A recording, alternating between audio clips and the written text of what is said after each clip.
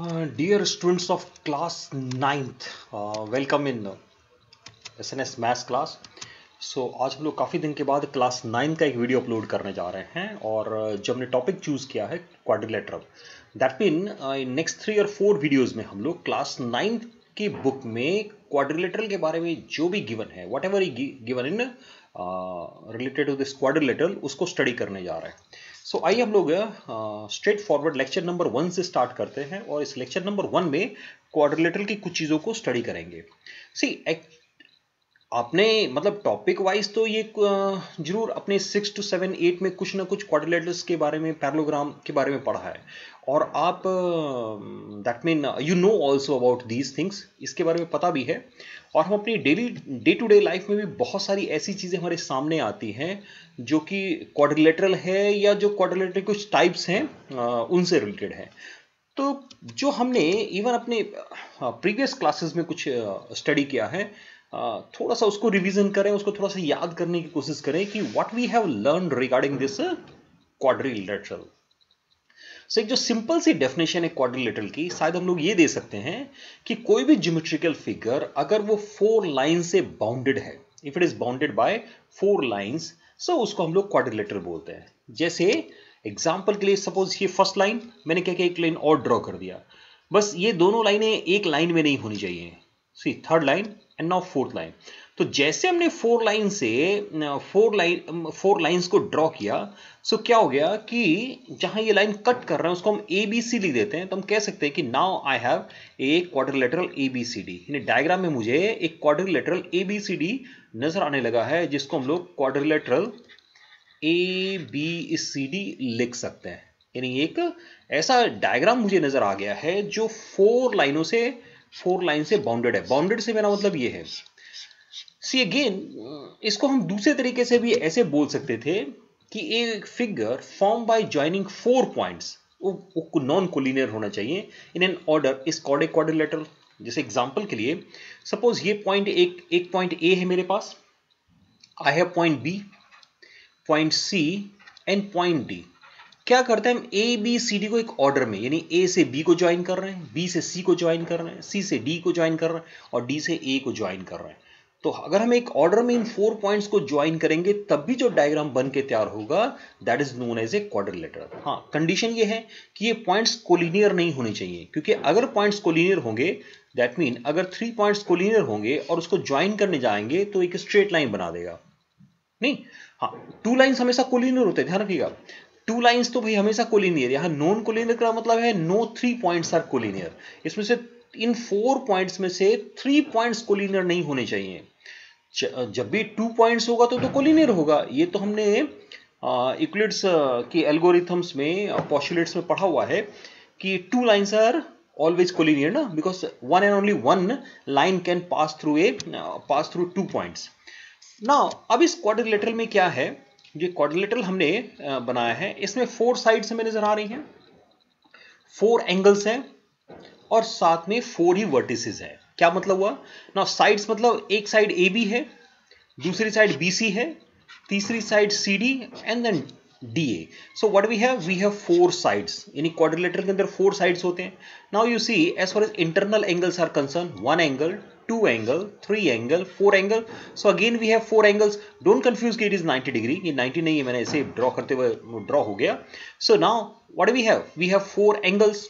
Now 4 vertices are there. Where are these vertices? A, B, C, D.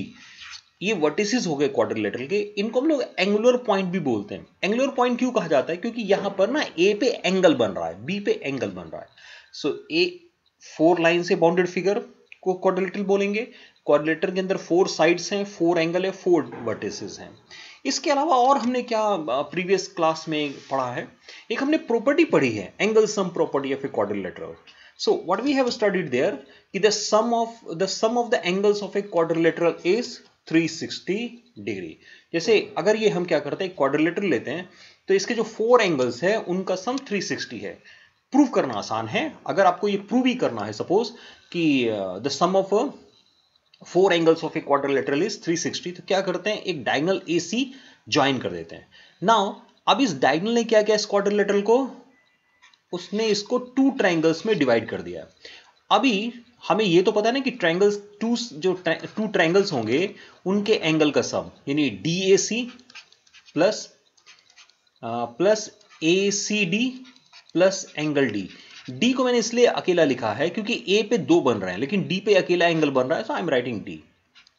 ये कितना होगा? This is equal to 180 degree.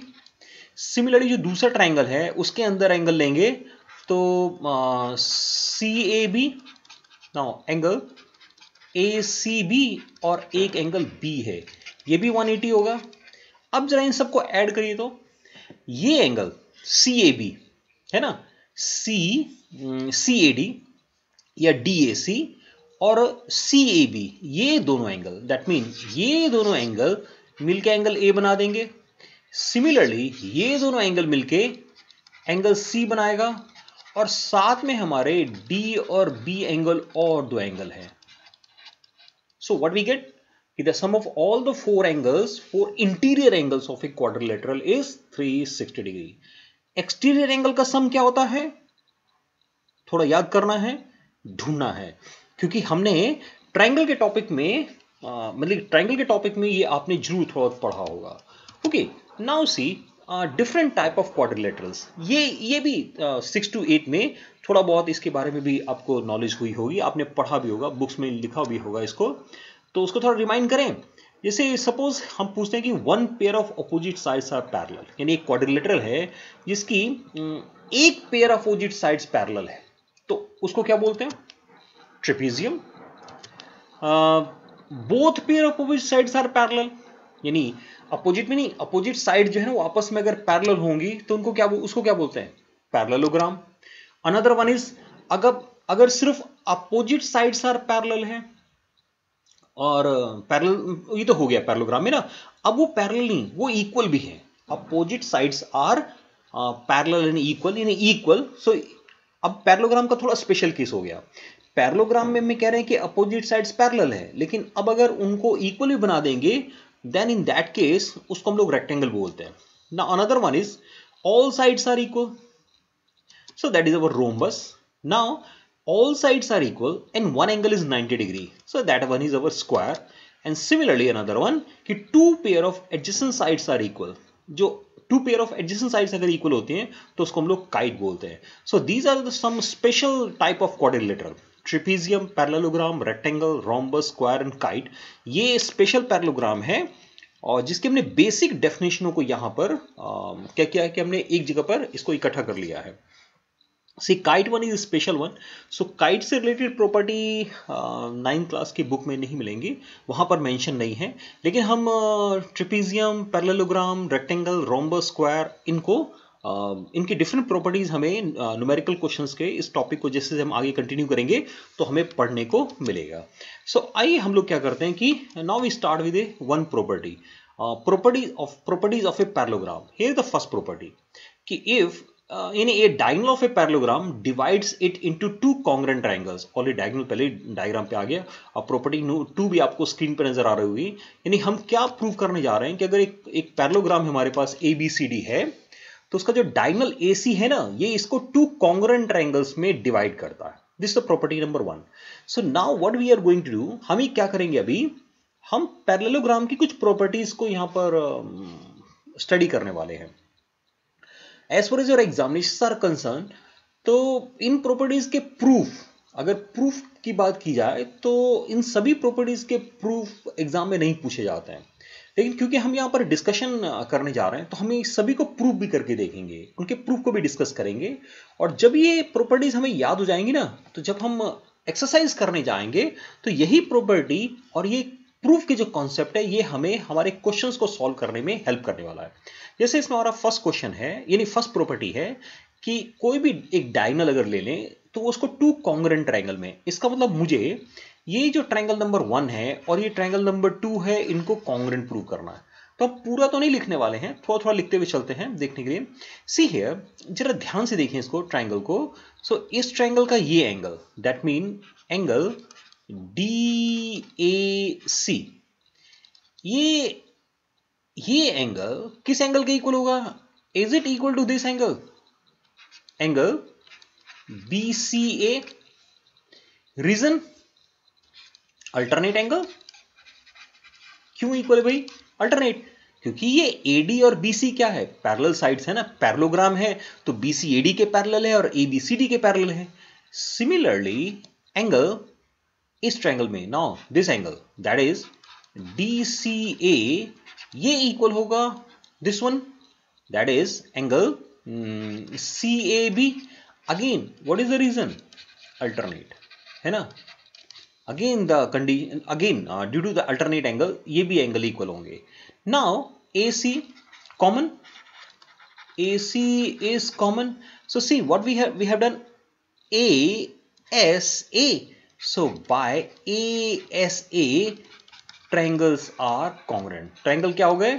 Simply congruent हो गए, नहीं, triangle simply congruent हो गए। अब now you see if these two triangles are congruent then what we mean by this, इसका मतलब ये साइड इस साइड के इक्वल होनी चाहिए, यानी AB लेंथ में CD के इक्वल होना चाहिए। अभी हमने पैरेललोग्राम में हमने क्या लिया है? पैरेललोग्राम की डेफिनेशन में हम ये कह रहे हैं कि ये अपोजिट साइड्स पैरेलल थी, तो हमने उसको पैरेललोग्राम कहा। और अब हम क्या कर रहे हैं कि AB और CD इक्वल भी हम शो कर रहे हैं, है ना। ये हमने शो कर दिया है कि पैरेललोग्राम में इसका मतलब अपोजिट साइड्स इक्वल है, क्योंकि कॉन्ग्रुएंट होने के कारण BC AD के भी इक्वल हो जाएगा। और इसी को क्या करते हैं हम, लेट अस से कि this is our property number 2 कि in a parallelogram opposite sides are equal. यानी अगर मुझे ये प्रूफ करना है कि पैरेललोग्राम में अपोजिट साइड्स इक्वल होता है, तो सेम प्रूफ जो हम फर्स्ट प्रॉपर्टी के प्रूफ में लिख रहे हैं सिमिलरली लिखेंगे। सिर्फ क्या होगा, ट्रायंगल्स को कॉन्ग्रुएंट करने के बाद हम CPCT जो यूज करते हैं उसको यूज कर देंगे और कह देंगे कि ट्रायंगल ये क्या हो गया, अपोजिट साइड्स इक्वल हो गए। सो इट मीन पैरेललोग्राम की डेफिनेशन में जो हमने बेसिक डेफिनेशन पैरेललोग्राम का क्या बनाया है कि अपोजिट साइड्स आर पैरेलल, लेकिन सेकंड केस पैरेललोग्राम की डेफिनेशन में क्या ऐड कर सकते हैं कि पैरेललोग्राम के अंदर जो अपोजिट साइड्स हैं वो इक्वल भी होती हैं, ओके। और रेक्टेंगल में भी शायद डेफिनेशन में हमने ये लिखा था, लेकिन रेक्टेंगल के अंदर ना एक पॉइंट और एक्स्ट्रा होना चाहिए कि उसका एक एंगल 90 डिग्री होगा, okay. Now let us come to the another one, that mean property number 3। Okay, what we are saying in property 3, if each pair of opposite sides of a quadrilateral is equal, then it is a parallelogram. If each pair of opposite side of a quadrilateral. Now, what we are saying again here, हम एक तरह से converse की बात कर रहे हैं। जो हमने पिछला रिजल्ट लिया था उसका कन्वर्स हो गया, तो इन्हें एक पैरेललोग्राम हम ले लें ABCD। अब ये पैरेललोग्राम नहीं है, ये क्वाड्रिलेटरल है ना, और उसका डायगोनल मैंने AC ड्रॉ कर दिया। अभी गिवन क्या है हमें इसमें गिवन है कि ये CD जो है वो AB के इक्वल है और AD जो है वो BC के इक्वल है। हमें शो करना है कि पैरेललोग्राम है।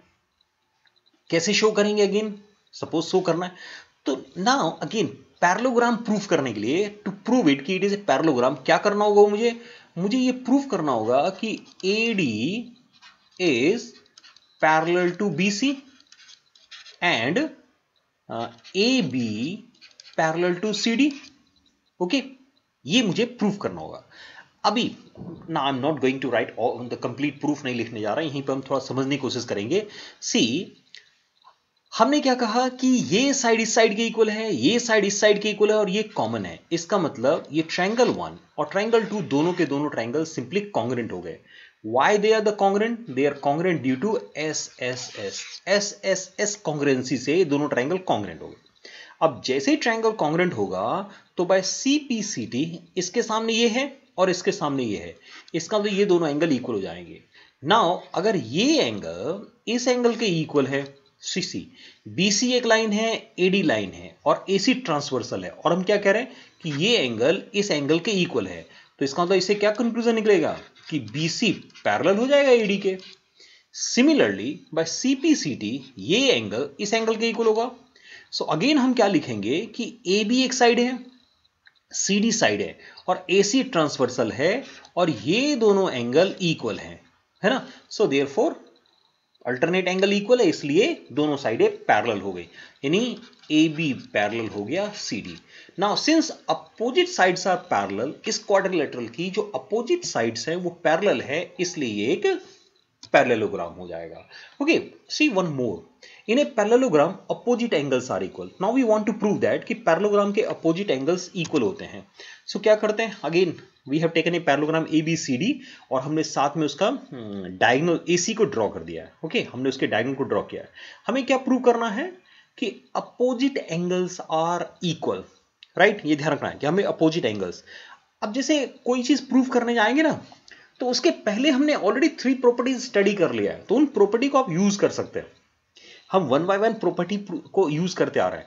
सी हमने पैरेललोग्राम का मतलब, अभी पैरेललोग्राम का मतलब अपोजिट साइड्स आर पैरेलल तो है ही, साथ में मुझे ये भी पता है कि अपोजिट साइड्स इक्वल हो गया, ये तो मुझे मतलब अपोजिट साइड्स इक्वल है ये भी पता है मुझे।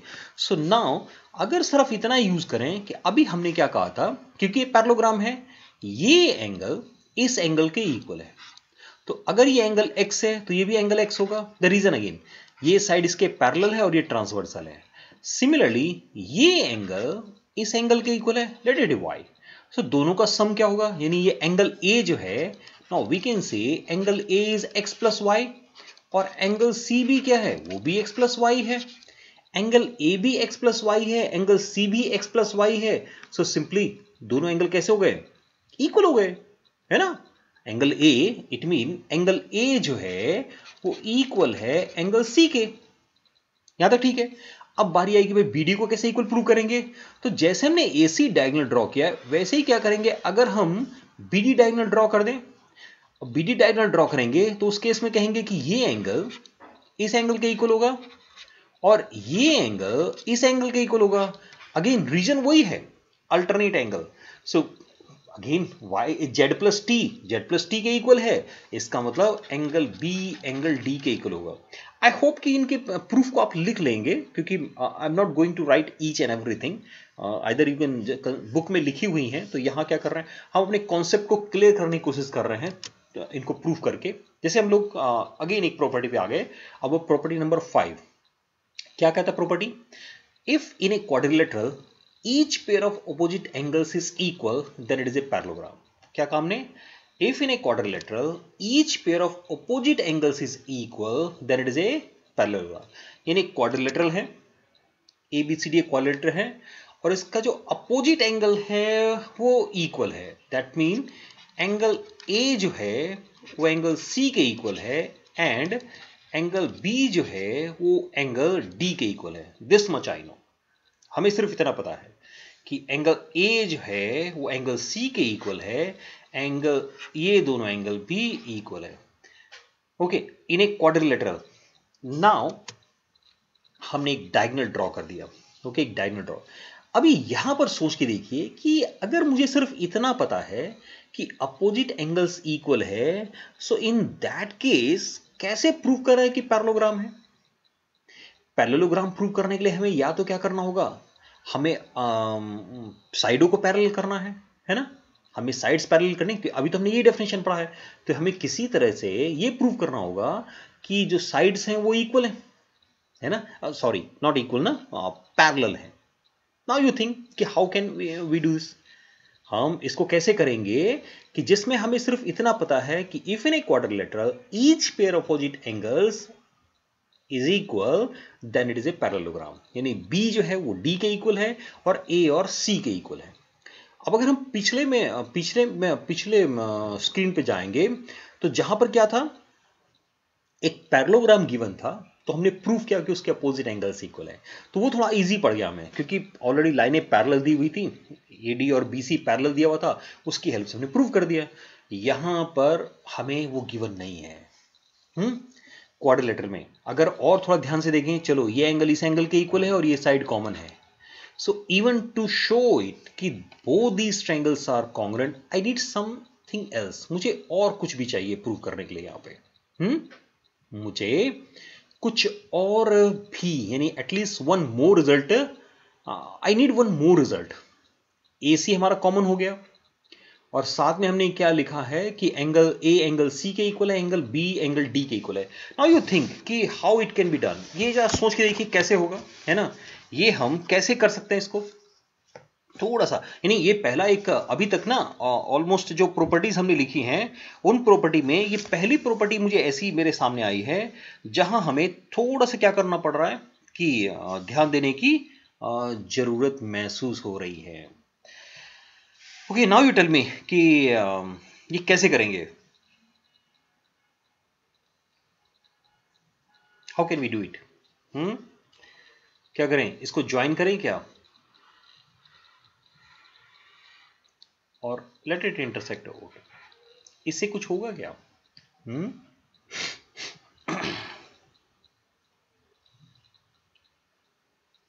ओके, नाउ यू टेल मी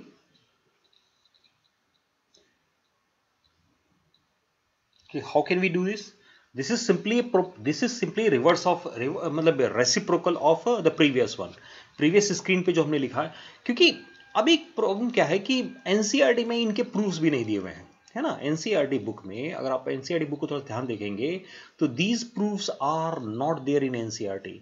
लेकिन क्योंकि अगर मैंने डिसाइड किया कि नहीं मुझे तो प्रूव करना है कि एक क्वाड्रिलेटरल है भाई, उसमें जो उसके each pair of opposite angle अगर इक्वल गिवन है तो मैं उसको शो करना चाह रहा हूं कि पैरेललोग्राम है। So how can I do it, है ना, इसको हम कैसे कर सकते हैं। Okay, I have taken both the diagonals here, लेकिन still is not working actually ना, ये थोड़ा वर्क नहीं कर रहा है ना। ये यहाँ पर व्हाट आई एम थिंकिंग कि इतना ये सफिशिएंट नहीं है। हम एक्टिविटी तो करने से रहे, क्लास 9th में कहा जाता है कि आप एक्टिविटी कर लीजिए और आंसर तक पहुंच सकते हैं। बट हेयर क्या करेंगे कि we can not do some activity, हम इसमें एक्टिविटी नहीं कर सकते हैं ये प्रूव करने के लिए। इसके आगे की प्रॉपर्टी को यूज कर डालें क्या, एक और क्वेश्चन मेरे मन में आता है, क्या हम आगे की प्रॉपर्टी को यूज कर डालें। तो क्या करते हैं कि लेट अस सी, क्या करते हैं ना कि थोड़ा सा एक नेक्स्ट प्रॉपर्टी को देखते हैं पहले कि क्या वो हमारी हेल्प करेगा वापस आने के लिए। जैसे एक प्रॉपर्टी है कि the diagonals of a parallelogram bisect each other. Okay, diagonals of a parallelogram bisect each other, तो हमने एक पैरेललोग्राम ले लिया और उसका डायगोनल ले लिया। अब पैरेललोग्राम जब दे दिया जाता है ना, इफ इट इज मेंशन कि इट इज ए पैरेललोग्राम, तो वो थोड़ा आसान हो जाता है। आसान क्यों होता है, अब जैसे डायगोनल है और ये ओ पे है, ये पॉइंट है। अब नाउ यू सी कि ये एंगल सिंपली इस एंगल के इक्वल है, ये एंगल इस एंगल के इक्वल है, अगेन पैरेलल कंडीशन है ना। ओके ना, ये दोनों एंगल ये आपस में इक्वल हो गया और ये साइड इस साइड के इक्वल है। सो इसका मतलब ये दोनों क्या हो गया, कॉन्ग्रेंट हो गए। अब जैसे ही कॉन्ग्रेंट होगा तो बाय सीपीसीटी ये साइड इस साइड के इक्वल हो जाएगा और ये साइड इस साइड के इक्वल हो जाएगा। See how it is simple था, ये कितना सिंपल हो जाएगा उस केस में। हमने क्या कर दिया कि इन दोनों ट्राइंगल्स के लिए ये एंगल इस एंगल के इक्वल है, alternate, this angle is equal to this one, again alternate, and again ये साइड इस साइड के इक्वल है। सो ये जो ट्राइंगल वन था दैट इज ट्राइंगल कौन सा, ओ सी डी, और दूसरा ट्राइंगल हमने ले लिया ओ ए बी, और इसको हमने आसानी से इनको कॉन्ग्रेंट प्रूव कर दिया। तो जैसे ही कॉन्ग्रेंट हो गए सो रेस्ट रिजल्ट लिखना हमारा इजी हो गया। सो बाय सीपीसीटी हमने प्रूव करके दे दिया कि ओडी जो है वो इक्वल हो जाएगा ओबी के और ओसी इक्वल हो जाएगा ओए के। That mean diagonal bisect each other. Even our another property कि if the diagonals of a quadrilateral bisect each other then it is a parallelogram। अब रिवर्स में आ गए, है ना, again it is a reciprocal of that। हमने एक parallelogram ले लिया, उसके डायगोनल्स ले लिए, अभी क्या दिया हुआ है कि ये इसके इक्वल है और ये इसके इक्वल है। सो ये तो इक्वल हो ही जाएगा नहीं। नाउ यू सी ये इसके इक्वल है और ये इसके इक्वल है, राइट। सो इसका मतलब ये ट्राइंगल 1 और ये triangle 2 again congruent. That mean in each and every case we are taking the help of congruent triangle. हम क्या कर रहे हैं, हर एक केस में हम कॉन्ग्रेंट ट्राइंगल की हेल्प ले रहे हैं। So now in congruent triangle में क्या हो जा रहा है कि हमारे लिए प्रूव करना बहुत ही आसान हो जाता है। जैसे ही ट्राइंगल को कॉन्ग्रेंट में प्रूव करते हैं, व्हाट आई एम थिंकिंग कि मैं कुछ क्वेश्चन भी साथ में अगर okay so what I am saying कि इन दोनों ट्रायंगल को कॉन्ग्रेंट करना बहुत आसान हो जा रहा है हमारे लिए। तो जैसे हम दोनों ट्रायंगल को कॉन्ग्रेंट प्रूव कर देते हैं कि ये 1 जो है वो 2 के कॉन्ग्रेंट है, तो हमारा पूरा वर्क ही खत्म हो जाता है। अब जैसे कॉन्ग्रेंट हुआ तो कॉन्ग्रेंट में क्या कहेंगे, बाय सीपीसीटी ये एंगल इस एंगल के इक्वल हो जाएगा, तो इसका मतलब ये लाइन इस लाइन के पैरेलल हो गई, और ये एंगल इस एंगल के इक्वल हो जाएगा, नहीं ये एंगल इस एंगल के इक्वल हो जाएगा। सो अगेन क्या हो जाएगा, बाकी दोनों, क्योंकि ये एंगल हमने इस एंगल के इक्वल कहा है, तो ये दोनों लाइन पैरेलल हो गई। तो अभी तो हमारे पास सिर्फ सी डी और ए बी पैरेलल आया है, ए बी और ए डी ना, ए बी और सी डी पैरेलल आया है। अभी इनको पैरेलल प्रूव करने के लिए क्या करेंगे, दोबारा ये दो ट्रायंगल यूज कर लेते हैं। और अगेन व्हाट वी डू, इस ट्रायंगल में अब ये एंगल इस एंगल के इक्वल हो गया है, वर्टिकल अपोजिट एंगल है ना, और ये एंगल इस एंगल के इक्वल होगा क्या, यानी दोबारा इसको कॉन्ग्रेंट प्रूव कर दीजिए। ये भी तो कॉन्ग्रेंट होगा, कैसे, ये साइड ये इस ट्रायंगल के अंदर ये साइड इस साइड के इक्वल है, ये साइड इस साइड के इक्वल है, और ये वर्टिकल अपोजिट एंगल्स हो गए, तो इसका ये ट्रायंगल कॉन्ग्रेंट हो गया। तो अगेन ये इसके इक्वल होगा, इन उस केस में ये साइड हमारी इस साइड के पैरेलल हो जाएगी। सो अगेन इसको पूरे को लिखना होगा डिटेल में, और एग्जाम में ना इन थ्योरम्स के प्रूफ कोई नहीं पूछेगा आपसे, है ना, इन थ्योरम्स के प्रूफ को नहीं कोई पूछेगा। तो क्या होगा कि बस आपको कॉन्सेप्ट क्लियर होना चाहिए कि हम कैसे रहे हैं, मतलब किस केस में क्या यूज करना है, मतलब किस केस में क्या यूज करने से मेरा मतलब यह है कि जब मैं पैरेललोग्राम बोलता हूं ना, तो उसकी सबसे बेसिक डेफिनेशन अगर मुझे पैरेललोग्राम प्रूव करना है तो that is a parallel side, है ना, parallel sides, opposite sides are parallel. अभी क्या कर रहे हैं, जब भी पैरेललोग्राम प्रूव करने के लिए हम इसी को प्रूव करने की कोशिश कर रहे हैं। Similarly we can take another property पे आ सकते हैं हम लोग कि एक quadrilateral is a parallelogram if a pair of opposite sides equal and parallel. अभी कह रहे हैं कि नहीं, एक क्वाड्रिलेटरल है अगर उसके if a pair of opposite sides क्या होगा, अगर इक्वल एंड पैरेलल है, यानी ये साइड इक्वल भी है पैरेलल भी है, यानी ये दोनों पैरेलल और इक्वल है, यानी है ना इजी। क्या काम नहीं, दोबारा समझते हैं। गिवन क्या है, हमें गिवन है कि ये क्वाड्रिलेटरल एबीसीडी, ओके।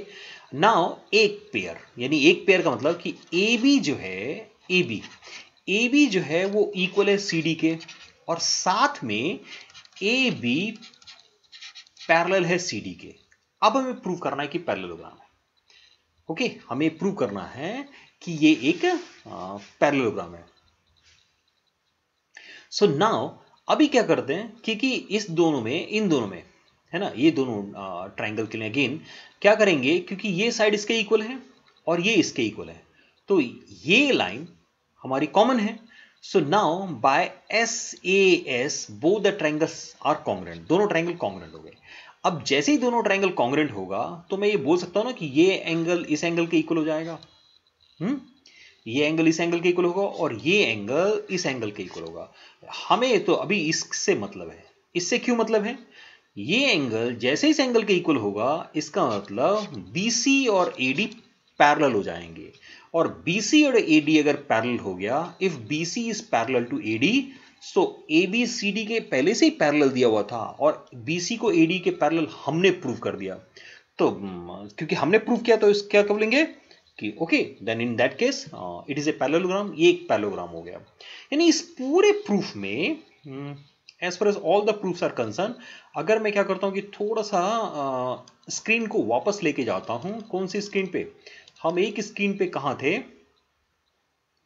हमने जो स्क्रीन पे हम लोग रुके हुए थे, so let me come to that screen, okay. क्या कर रहे हैं कि हम उस स्क्रीन पे वापस जाने की कोशिश कर रहे हैं, दिस वन, कि if in a quadrilateral each pair of opposite angles is equal then it is a parallelogram। हमें प्रूव करना था कि अगर एंगल A एंगल C के इक्वल है, एंगल B एंगल D के इक्वल है, तो प्रूव करें पैरेललोग्राम है।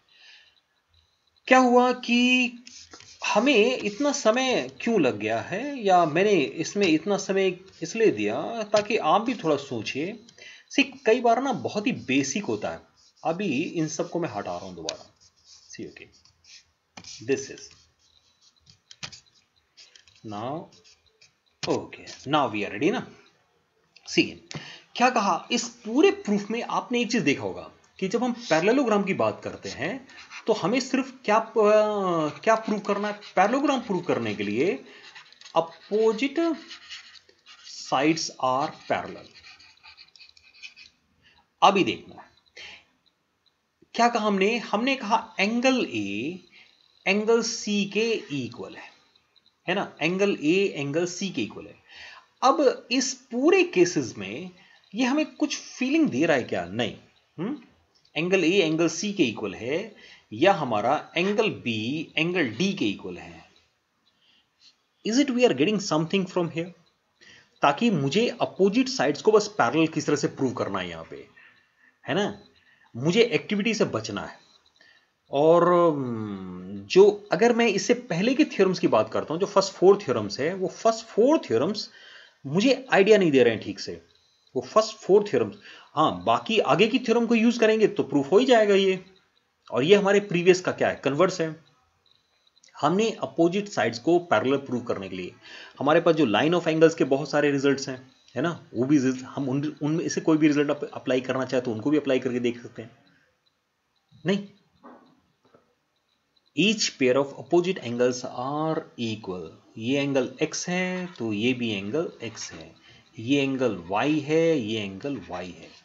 नहीं, सो सी मैंने क्या कहा, मैंने आपको एक हिंट दिया कि अगर मैं प्रीवियस रिजल्ट्स को यूज करता हूं, so now I know that कि 2x प्लस 2y, देखिए अब मुझे क्या करना पड़ रहा है कि मुझे जो बाकी थ्योरम को प्रूव करने का जो दायरा था ना, उससे बाहर निकलना पड़ रहा है प्रूव करने के लिए। ये 360 है, so that mean x plus y equal to 180 आ गया, राइट। अब आइए यहां पे AD एक लाइन है, AD and BC are 2 straight lines. और क्या कर रहा है? CD यहां पर कट कर रहा है ना, ट्रांसवर्सल।